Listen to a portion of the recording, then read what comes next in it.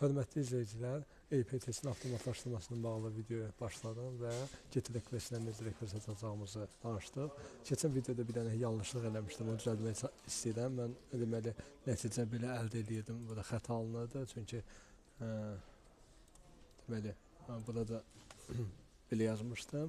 Sadəcə burada belə xəta alınırdı. Mən dedim ki, bəs burada actual button, expect button yerlər fərqlidir. Niyə? Çünki mən bu yazanda da burada fikir verməmişdim.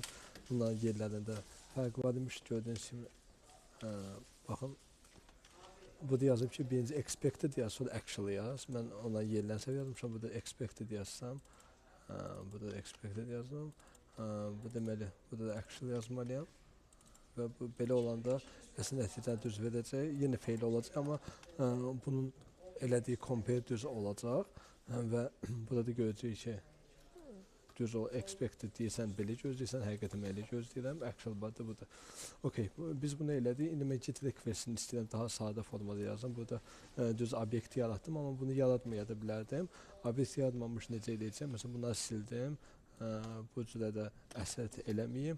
Elə bir dəfəlik bu da əsərti burada eləyəcəm. Bunu da yığışdıram və bu şəkildə yox da belə yazacağım deməli. Bunu yazdım. Daha sadə formada yazacağım. Response nöqtəni eləmirəm, çünki response artıq deməli bunu elədim. Deməli bunu ləğv edirəm. Deməli nə edirəm burada? When yazdım, get yazdım, yəni get request olmağını, get request-ə URL-i çağırdım və then yazdım. Then-dən sonra nə yazdım? Nöqtə eləyib, məndən soruşdu ki, status code 200, həmən şey təzdən yazdım.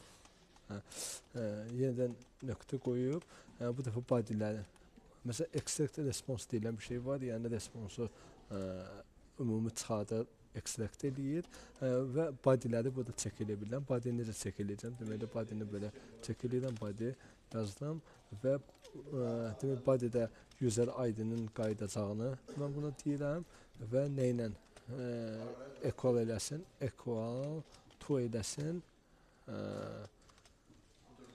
Equal to onu tanımadı. Bunu alt enter eləyəndə artıq import eləyirsən. Demək, belə bir şey var. Yəni, bu vasitə ilə, bu kənar vasitə ilə biz bunu daxil edirik proyektimizi, equal to eləyirəm.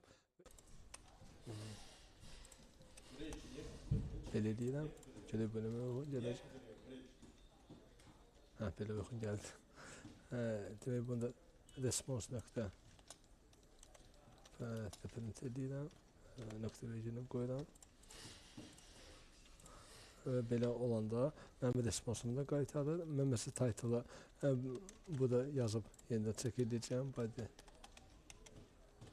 Body nöqtə title və equal to yazıram yenidən və içərisində də həmən responsu qoyuram. Bir növ əlimizdə respons var və biz onu qaydan responsunu check eləyirik və bizim testimiz əslində budur ki, biz bilək ki, qaydan respons bizim rekursimizdə qaydan responsuna bizim əlimizdə olan uyğun gəlib, gəlmir və uyğundur. Məsələn, bunu da belə bir şey eləyəm, görüm uyğun gələcəkmi, belə eləyim. Və uyğun deyil, deyir ki, bunların sən expectedin budur, actual-ınsa budur, ona görə uyğun gəlmir. Bunun yəni get request-i belə oldu. Daha qısa variantını sizə göstərmiş oldum. Bayaqları biraz daha uzun idi, amma daha anlaşılan idi. Belə bir şey də yazdım. Bu da əsas anlaşılandı. Hər halda belə başqa cür yazılış formaları da var.